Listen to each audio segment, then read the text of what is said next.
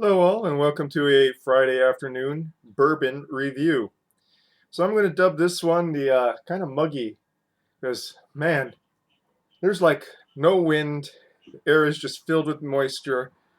So, guessing winter's now over and is back to armpit weather for the probably until beginning of November thereabouts. But, it's Hawaii, so it's like 80 degrees and not like 90 degrees or 100 like it would be in the deep south. I know some of you folks are over there. We're by the ocean, so we get that ocean kind of cooling going on. It's like a gigantic swamp cooler. An island is nothing but a gigantic swamp cooler. Well, ocean is a swamp cooler. Island is in the swamp cooler. So, what is it that we were reviewing today? This is Evan Williams, bottled in bond, bottled under U.S. government supervision. I always wondered about that. I don't know what department it does. Probably Department of Agriculture or I don't know, FTA, Firearms, Tobacco, and Alcohol. Somebody's over there like checking them barrels, and I kind of wonder how do you get that job? Because I want that job. So this is a gift from my dad. He purchased this a while back for a party for him and his friends, and yeah, so he gave me bit to go and review. I haven't actually tried this yet. So yeah, this is going to be first time for me, at least with bottled in bond. Even Williams. I reviewed the standard off the shelf Evan Williams many years ago. So let's read the label now, shall we? Finely crafted. Bottled in bond status is earned only by meeting strict government standards, originally passed in 1897 to ensure quality and consistency. In accordance with these standards, this bourbon is 100 proof, aged at least 4 years, and produced at a single distillery within a single distillation season. Evan Williams set up his distillery on the banks of the Ohio River in 1783 and is historically recognized as Kentucky's first distiller of bourbon. This special bottled in bond bourbon is a genuine sour mash that honors his pioneering heritage. Yeah, so 100 proof. So without much further ado, let's go and pour this one out. So something about this particular bourbon whiskey, it has a reputation. I realized he gave me enough that I probably could have done a double on it, but is what it is, you know. So what was I going into there? Yeah, so this is about $20 a bottle on the mainland. I'm not sure how much it costs in Hawaii. Given how most things are in Hawaii, probably about a $3 to $5 markup over the mainland price, but still really cheap. And so this is comparable to Wild Turkey 101 in being a fairly affordable bourbon that is still pretty good. It's cheap, but it doesn't taste cheap. I once wrote up a very long response to a blog post about tasting cheap and tasting expensive, in which I said I don't really think those are things that exist. When I say tasting cheap, I mean it has off notes. That's pretty much what it is when I say it tastes cheap. So this is a cheap bourbon that doesn't taste cheap. Or so the reputation is. Like I said, I haven't actually tried this one yet. So, a nice amber copper color. Light is better on my end than it is on your end, sadly. With a fairly thick legging.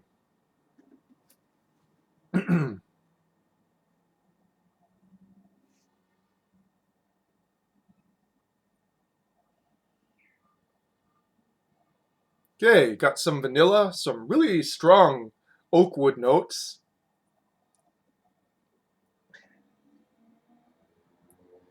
Kind of like a peanut shell like note, not so much the nut itself, but like the shell.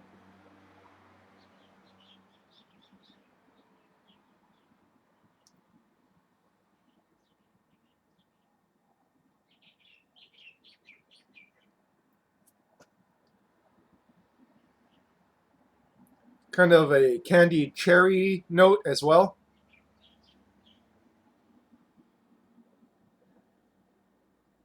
There is a slight off note to it. Sorry. There is a slight off note to the nosing here. Almost a slightly medicinal kind of smell, not in the pleasant way like some Isla Scott single malts would be, but kind of like in a cough syrup like way.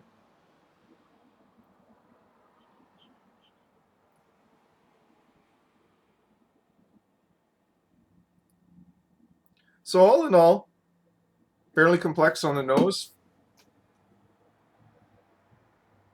Some brown sugar too. Yeah.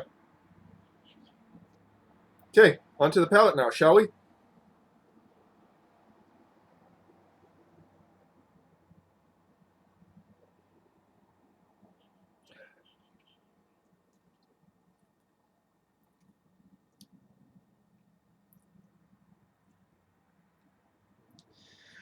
Yeah, you definitely feel that 100 proof. That's for darn sure.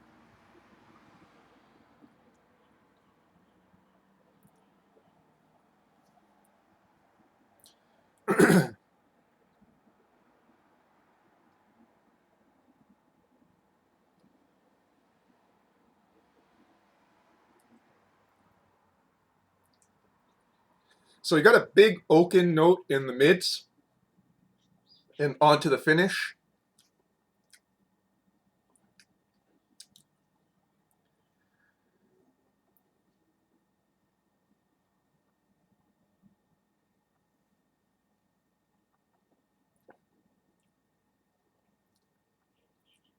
There's kind of a stewed fruit note up front, as well as a brown sugar note, but it is slightly obscured by the heat of the alcohol.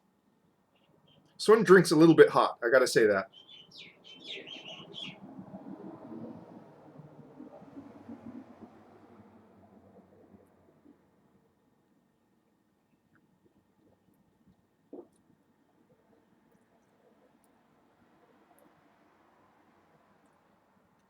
Yeah, that medicinal note I kind of got in the nose is there for a bit in the finish as well.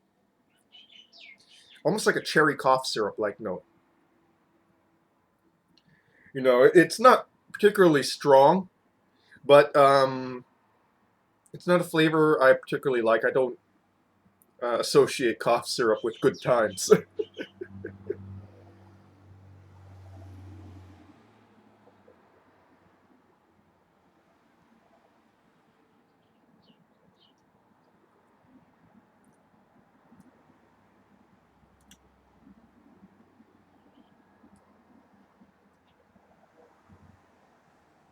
So there's actually,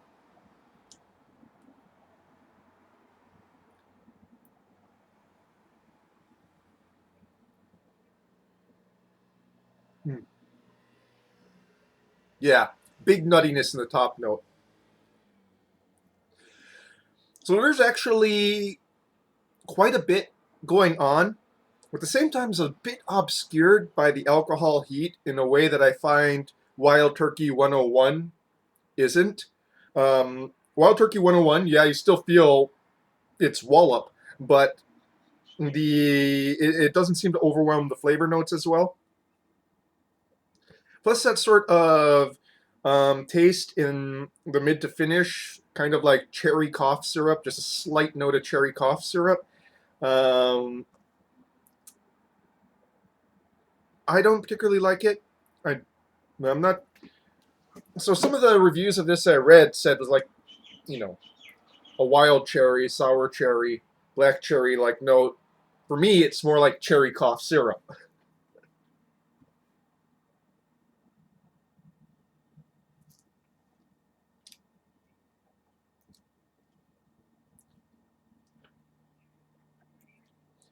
I mean, it's not so strong that it turns me off. It's just kind of dismaying when you have like that nice big oak there, a kind of crusty brown sugar, and that nutty top note.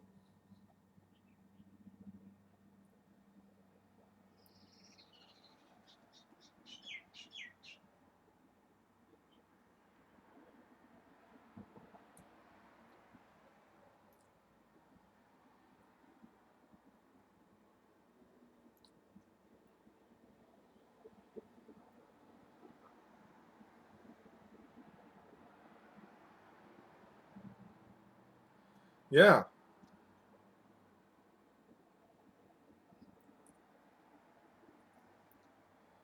So I feel like I've run out of things to say.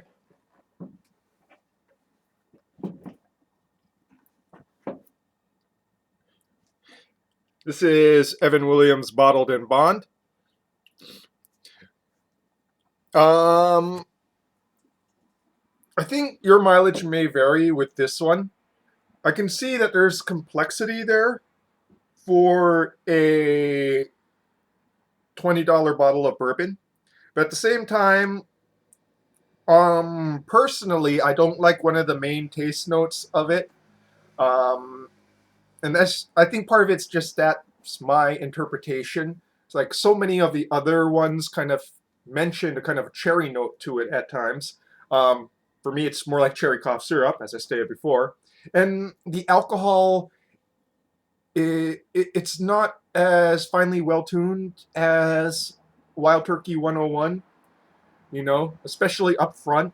It's very predominant up in the front. At the same time, no real off notes that no real off notes that I would consider like a flaw, major flaw. There's no like chemical or artificial tasting notes.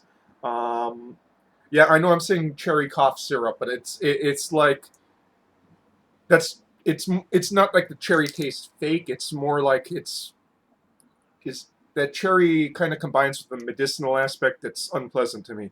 Um, that said, it's not horrible. I'm not gagging at it. If you want to go and see me gag at something, you can go and look at that tea flavored, like, flavored whiskey I did a while back. Whoo, boy, that one was rough. This one, I'm kind of wondering. Well, like I said, you can have it straight. I think it might actually be better on the rocks because that might reduce that alcohol heat up front. Um, and in fact, I think I'm going to actually try that for the second one that I have. Is just go and throw in an ice cube and see how that works with it. And I'll probably go and tell you how that, if there's anything significant, I'll go and report it in like the written part of the, the YouTube video. But I kind of just think that it's going to be, no, there's ant on my computer. I hate that. Um, I kind of think that it's just going to give the same kind of tasting notes. It's just going to reduce that sort of alcohol kick up front. So yeah, I mean, for $20, it's pretty good. Well, I guess in Hawaii, more like $24 to $25. But for a cheap whiskey, this is pretty good. You know. And that is your bourbon review for this Friday afternoon. Cheers.